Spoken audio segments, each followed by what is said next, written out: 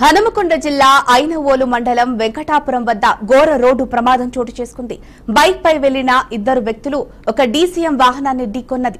ఈ ప్రమాదంలో ఇద్దరు అక్కడికక్కడే మృతి చెందారు. మృతులు యాకూబ్ మరియు వెంకటరెడ్డిగా గుర్తించబడ్డారు. ఈ ఇద్దరు ప్రాణ స్నేహితులని, వారి మృతితో కుటుంబ సభ్యులు తీవ్ర విషాదంలో మునిగిపోయారు. కన్నీరు మున్నీరుతో కుటుంబ సభ్యులు వారిని కోల్పోయడం పట్ల దుఃఖంగా ఉన్నారు. పోలీసులు కేసు నమోదు చేసి దర్యాప్తు చేపట్టారు.